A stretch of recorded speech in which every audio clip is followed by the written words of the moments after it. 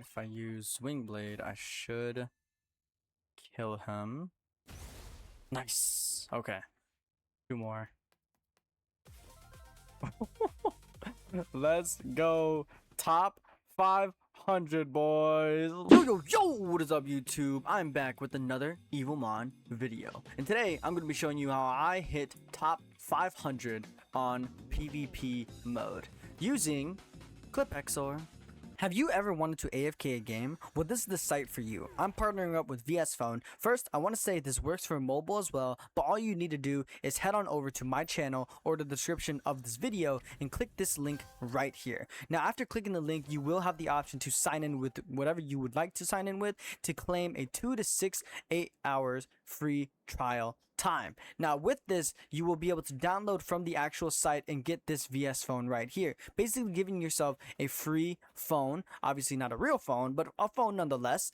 Be able to download Roblox, make your own macros, make your own AFKs to be able to do what I am doing right here. Now this is completely customizable, and if you really want a full in-depth guide on how to make macros, I have a video on my channel. If you want to check that out, feel free to do so.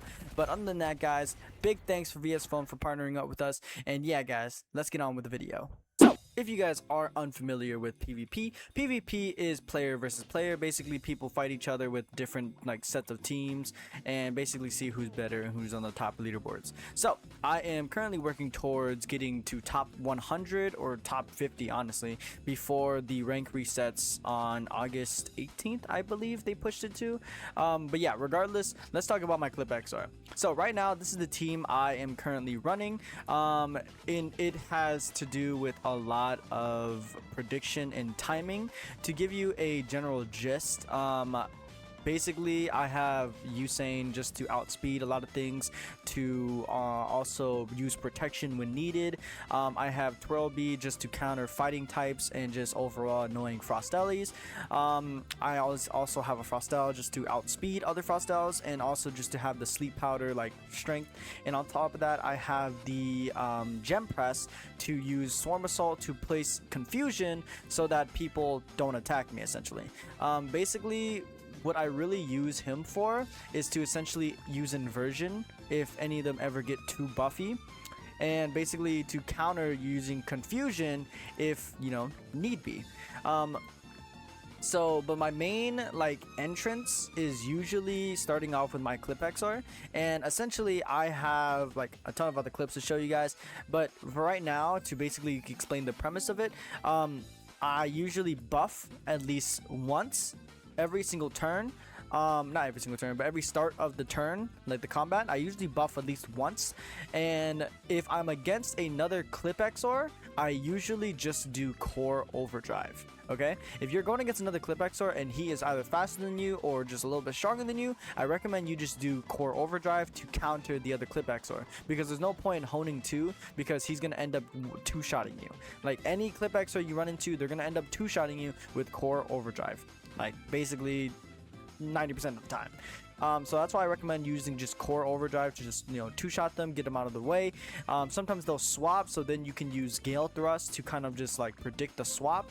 But most of the time, people like to just keep their ClipXR in and just, let them die. So that's what I recommend, using just 2 Core Overdrives. And even if he swaps out, Core Overdrive is usually a pretty good damage move against any type, really. So yeah. With that being said, I have obviously my Twirlbee here.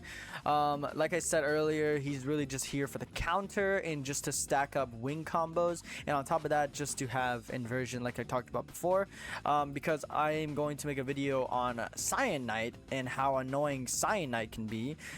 Basically, just if you see someone running a Cyan Knight, they are most definitely a buffing team. Basically, he can buff himself crazy and then give it to somebody on his team just by swapping. So yeah, it's really good to just have inversion on somebody on your team just to get rid of that. On top of that, I have Ion Purge that also gets rid of target stat boost, but inversion is obviously better just because it reverses the stat boost. Basically, if I have a plus 15 damage, I would reverse it and make it a negative 15% damage. You know what I mean? So it would make them a lot weaker. So then they'd be forced to switch out.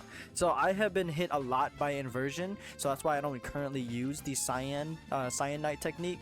But yeah, that's just I'll make a video on that as well, explaining how OP the newest monsters can be. But yeah, so to get the basic premise of everything, this is kind of what my team is running. I usually use Daft just to swap in case they have a Pep Golem. I try to hit them with Leech Seed. Usually I try to tank the damage because I really have no one here who can really take a Rock Throw ultimate. So I usually just have Daft kind of tank it, and then Sleep Powder, and then overall just heal up by himself. I obviously have my Gem Press just to use the Swarm Assault to counter any super speedy monsters. And on top of that, I have Insect Sonic, if you guys don't understand. Basically, if my Gem Press is faster than the Frostel that I'm going against, my Insect Sonic will hit first, even if they have the open support +1 priority. Because when it comes to priority, when both monsters are using priority moves, it comes down to who is faster. So just letting you guys know that.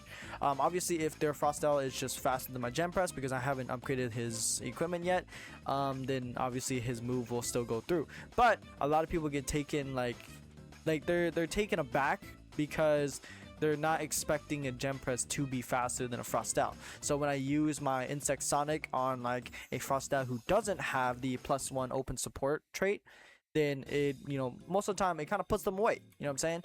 And so yeah, overall just a very, very good like kind of setup. And even if my Twirlbee dies, I still have inversion on my Gem Press. Now what I could do is swap my Ion Purge out, because I would honestly recommend just going full Volt Overload.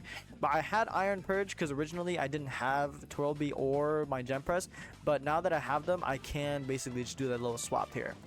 So to explain a little bit more to the people who don't know and kind of new to PvP, I have the speed equipment on because I want him to just outspeed anybody. If he gets that +1 speed percent, he is faster than anybody in the game, unless they have a +1%, 10% speed as well. But yeah, so with that being said, I have my Gale Plume Wind Falcon traits on because I have a full set of the same equipment. And on top of that, I also go for the speed stat, obviously. And my abilities, the reason I have Gale Thrust is to counter anybody who would counter me. Examples are Frostel, a Gem Press, for example. So yeah, the Gale Thrust will be able to counter those a lot. Now obviously if you're up against a Gem Press, I recommend just swapping, unless you have like 2 stacks of Hone, you know what I'm saying? Unless you think you can one-tap them, I recommend swapping. That's just what I'm saying, because the Gem Press will probably one-tap you with a Wing Blade, or a Silk Burst even, genuinely, it's so annoying. Twirlbee, the reason I have Wing Combo is really just to stack the bleed and also just to counter anybody I'd really go against. Poison Spike is just to remove the target stat boost, and I have inversion as well. You see what I'm saying? So I have a lot of remove stat boost, remove stats, because a lot of the meta right now is to just upgrade your stats to the point where a guy is so fast and he hits so hard that he just one-taps everything. Obviously Usain, he's really just for what I just said, really strong, really tanky, really fast. He has Protect just to counter any other people who are using ultimates. So Protect is a very, very good move. I use it a lot, obviously. Ice Ball is just here to counteract anybody who would counter me, like I said before. Volt Overload is for whenever I use my Thunderous Roar, I place Paralysis, I change the weather. And so my Paralysis will give my move 40 more power, making it a 150 power damage move. So that has saved me a lot. And on top of that, the way I build him is also with the Gale Plume. And on top of that, I have Foresight on him because the 12% crit is actually very, very good. He crits way more often than you would think, and that has saved me a lot of games, genuinely, because of the crit. I'm using Adapt on my Twirlbee because I forgot to mention that. For Frostel, I'm using the open support, obviously, and I'm not using the Gale Plume because I have the open support. I already have priority, so I'm usually going to be going first anyways, even if I'm not the fastest. So I opt out for the Nether Wandering Spirit because it restores my ultimate charge, basically giving me more monopoly over the Sleep Powder move. I have Leech Seed just to place it on anybody who switches in, and obviously if they're smart, they'll swap into a Frostel, which is fine. You can kind of like understand that after like a swap or two. You can kind of understand the rhythm. I usually hit them with the sleep powder first, honestly, just to see who they swap out to. That's just what I do. Frostbite, Sting is always good. I recommend always having at least one ice move.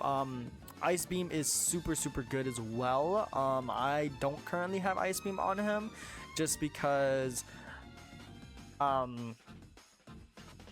don't believe this move places Frostbite. Yeah, it doesn't place Frostbite, so it doesn't get that extra 40 power. So I just opt out for Frostbite Sting. Now obviously I understand people who do go for Ice Beam because I'm pretty sure it has more PP than Frostbite Sting. Yes, it has 10. So that's probably why people would swap out for Ice Beam rather than Frostbite Sting. But I don't know, I just prefer Frostbite Sting because the Frostbite does help me against people who regen. But yeah, that's just me. Gem Press. So with this being said, I also have the same like setup with her or him because he is also a ult Monopoly person. So Swarm Assault is obviously his strongest move. Confusion, if you're able to land Confusion, you basically, it's just like a free swap. They're gonna swap. If they don't swap, they're kind of dumb. And also it's a 6 energy type of thing, so very you get your ultimate very quickly. Insect Sonic for, like I said, to deal with the pesky priority moves. Wing Blade just to do like a crap ton of damage. Even if you're up against someone who's like not effective nor ineffective, Wing Blade really does like do crazy damage, and it keeps continually stacking. So example, if I have one, like if I use all of this, my last one is going to do insane amounts of damage. And obviously Inversion, I'm going to be using Inversion to just, you know, like I said before, counteract any stats that are changing or upgrading, etc. So yeah, that's why I have a bunch of stat changes and everything else. But yeah, let me just go ahead and show you some of the battles to kind of, you know, back what I've been telling you guys. All right, and here is a clip of my Clip XR coming in clutch. So as you can see here, I'm going against a Pumash with 4 paralysis on him. So obviously I'm going to use Shadow Reap instead of Gale Thrust because Shadow Reap is going to do more damage. He ends up swapping here, but that's perfectly okay because I still do tons and tons of damage. And because he swapped in, I know I'm still faster than him, so I will be using Core Overdrive, obviously. So yeah, this is just another reason of why like having such a fast like Clip XR is very good, and on top of that, going into damage is also incredible as well. That's why I usually opt in for his legendary trait, because whenever I kill somebody with my ultimate move, I usually do end up beating him. So obviously I just had to check whether or not even if I don't one tap him, I could still survive this battle. But I end up taking out both of them and I end up winning. So that's just another example. 5 win streak. Alright, now this is an example of like going against another Clip XR. Now I am gonna hone here because usually they hone as well, and I'm going to just go into the Core Overdrive like off rip because I want to essentially take him out before he ends up taking me out. As you can see, he does the same strategy, but I have hone 2, he only had hone 1, so I will end up taking him out here. Now this is just an example of how unfortunate some things can happen in PvP. Like I will show you an example. This is also like an example of like just pure luck on his side. Like 1 HP is just it's just unfortunate. It really is. It's just unfortunate. This happens from time to time. But yeah, let's head to the next clip. Right then, so as we start off with this fight, I'm going against 4 other EVOMONs. My back is kind of against the wall because he does have Leech Seed on me, so I am kind of on a timer.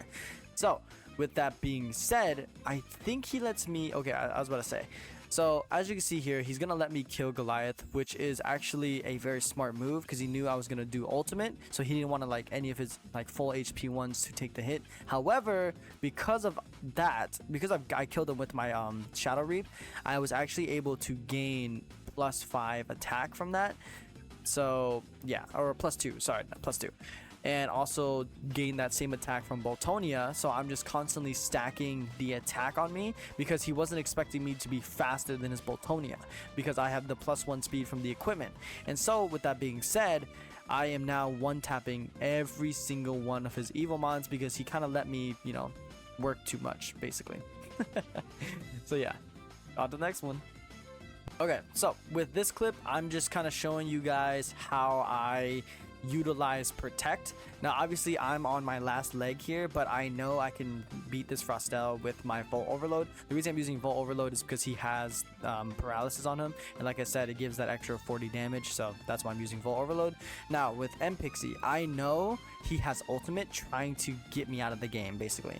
That's why I had my one protect, my last protect there just in case, and I think I finished him with this Thunderous Roar. Yes, because of a crit. Because I critted him, I was able to pull that win through.